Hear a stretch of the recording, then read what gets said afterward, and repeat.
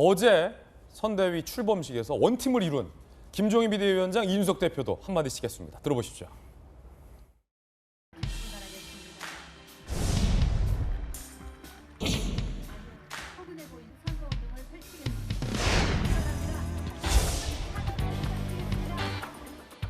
제가 윤석열 후보에게 갖고 있는 믿음이 국민 여러분이 갖는 믿음과 결코 다르지 않을 것입니다. 시대의 사명인 정권 교체를 반드시 이루어낼 것입니다.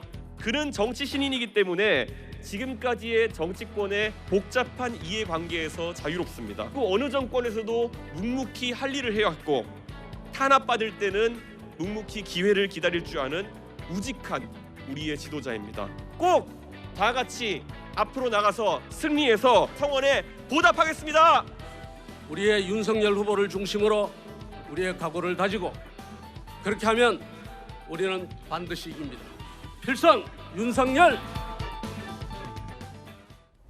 자, 특히 김종인 전 비대위원장 같은 경우는 내가 갖는 믿음과 국민이 갖는 믿음이 다르지 않을 것이다 라고 윤석열 후보에 대한 무한 신뢰를 표현하기도 했는데, 전재수 의원님, 네. 윤석열 후보가 조금 전에 문재인 정부를 향해서 역겹다, 위선적이다라고 표현했습니다. 어떻게 들으셨습니까? 그러니까 문재인 정부를 반대하거나 또는 문재인 정부에 실망한 국민들이 있습니다. 예. 그러나 그렇다고 그래서 역겹다, 지긋지긋하다, 위선 정권이다.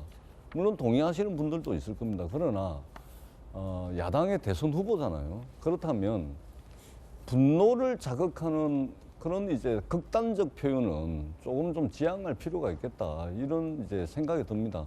문재인 정부를 비판하시는 분들 뭐 많죠. 잘못한 것이 분명히 있습니다. 그러나 앞으로 다가올 미래의 대통령, 다가올 미래 우리의 대통령을 뽑는 선거 아니겠습니까? 그렇다면 어떤 분노를 조직화하고 또는 이 분노를 극대화하는 식의 어떤 표몰이는 누구에도 도움이 되지가 않습니다. 그리고 매 정권 말이 되면 척건 비리, 친인척 비리 이래가지고 스스로 이제 무너지고 집권 5년 차가 되면은 대통령 지지율이 10% 중반, 20% 초반밖에 안 됩니다. 근데 지금 여론조사상으로 보면은 어떻든 40% 초반에 지금 머물고 있는 거 아닙니까? 30% 후반, 40% 초반. 그렇기 때문에 못한 것이 있음에도 불구하고 역대 정권이 보여왔던 친인척 비리, 척건 비리, 국정이 완전히 동력을 상실해버리는 그런 무정부 상태는 지금 아닌 것이죠. 예. 더더구나 어떻든 K 방역이라든지 국민들 피곤함이 절정에 달하고 있지만 어떻든 세계가 따라 배우려고 하는 K 방역, 모든 국민들의 힘과 노력, 정부가 힘을 합쳐서 이룬 성과도 있지 않습니까? 근데 이렇게 지긋지긋한 역겨운 위선 정권이다, 이렇게 해버리면 정말로 향후 우리의 5년 미래를 책임질 야당 후보로서 과연 좀 과도한 말씀을 하신 것이 아닌가. 오히려 힘들고 어려운 국민들께 희망을 주고 위로의 메시지를 줄 수 있는, 그래서 우리가 힘을 합쳐서 이렇게 나아가자, 이렇게 말씀하시는 것이 저는 오히려 맞지 않나, 이런 아쉬움을 가지고 있습니다. 예, 김종인 전 비대위원장이 합류를 하고 선대위 출범식에서 후보의 지지 연설을 했습니다. 그리고 명실공히 선대위의 원톱으로서 이번 대선을 지휘하게 된다는 게 윤석열 선대위 측의 설명인데, 어떻게 김종인 전 비대위원장이 합류하게 됐을까가 아직 약간의 어떤 그런 미스터리의 영역에 있습니다. 그래서 많은 정치부 기자들이 도대체 무엇이 김종인 전 비대위원장을 설득했을까?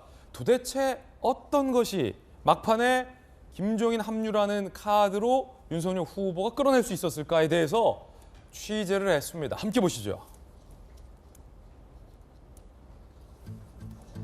김종인 합류 과정의 숨은 공신들, 여러 신문 보도에 따르면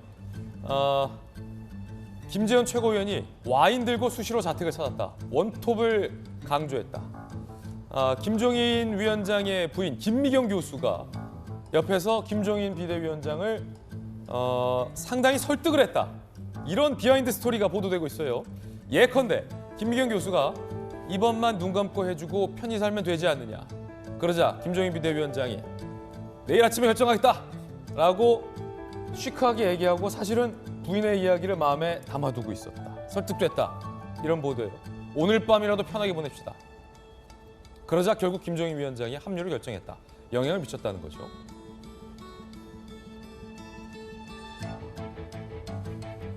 김 박사님 저희를 도와주십시오. 1분여 만에 수락했다. 자, 이재명 기자가 취재한 전말. 자, 무엇이 김종인 전 비대위원장의 마음을 움직인 겁니까? 이제 정답 공개해 주시죠. 지금 많은 언론이 지금 보도하고 있는 건 이런 거죠. 그러니까 지난 금요일 날 결국 이제 이준석 대표랑 윤석열 후보가 울산에서 회동을 했죠. 그래서 울산 선언이라는 이제 것도 만들어냈지만 어쨌든 그 같은 시간대에 김재원 최고위원은 김종인 박사의 집을 찾아갔던 거죠. 뭐 와인을 들고 수시로 만났다 그렇게 얘기하던데 찾아가서 부인과 함께 김미경 교수랑 이제 스크럼을 짜고 김종인 박사를 설득했다. 그런데 이제 김종인 박사는 알겠다. 그러면 내일 얘기하자라고 했는데 그러시면 안 된다. 지금 해야 시너지 효과가 크게 난다. 그래서 바로 그 자리에서 이제 김재원 최고위원이 당시에 이제 윤석열 후보를 수행하는 이용 아마 의원이었던 것 같습니다. 수행실장한테 전화를 하고 그래서 바로 양쪽의 통화를 연결해서 그 자리에서 윤석열 후보가 도와주십시오 하니까 이제 바로 승낙을 했다. 이런 이제 비하인드가 전해지고 있는 거죠. 결국에는 김재원 최고위원, 와인 들고 찾아간 김재원 최고위원과 김종인 비대위원장의 부인 김미경 교수의 설득이 주요했다.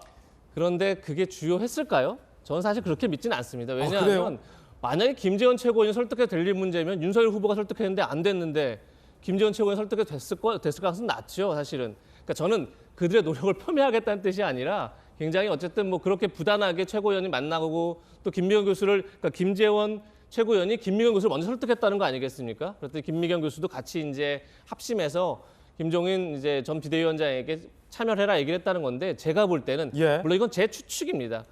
만약에 윤석열 후보가 당시에 이준석 대표를 찾아가지 않았다면 울산으로 그럼 김종인 박사가 과연 총괄선대위원장직을 수락했을까요? 저는 그렇게 보지는 않습니다. 그 얘기는 무슨 얘기냐면 결국은 윤석열 후보가 이준석 대표를 찾아간 것 자체가 내가 무엇을 고집할 이유가 없다. 얼마든지 이준석 대표 얘기를 뜻을 반영할 수 있다는 걸 보여주는 거죠. 그 점에서 김종인 전 비대위원장도 계속 참여를 주저했던 게 과연 내가 얘기하는 것들을 충분히 수용할 것이냐에 대한 믿음이 없었기 때문일 텐데 그런 것들을 이제 윤석열 후보가 보여줬기 때문에 저는 오히려 윤 후보가 울산까지 찾아간 걸 보고 김종인 위원장도 그걸 수락한 게 아닐까 전 개인적으로 그렇게 보고 있습니다. 와인 때문도 아니요. 김재원 때문은 더더욱 아니요. 부인 때문도 아닌. 꼭 아니라기보다는 그것보다는 이제 윤석열 후보가 이준석 대표를 찾아간 게 더 중요하게 영향을 미쳤을 것이다. 이렇게 봅니다. 그 행동을 봤다. 상당히 의미심장한 멘트였어요.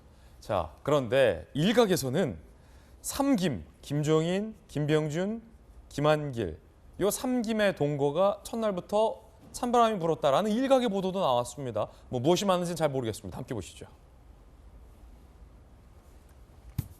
김종인 총괄위원장, 김병준 상임위원장 일단 이 둘 나란히 앉아서 일절 대화를 어제 안 했다. 눈길을 안 줬다. 냉랭했다.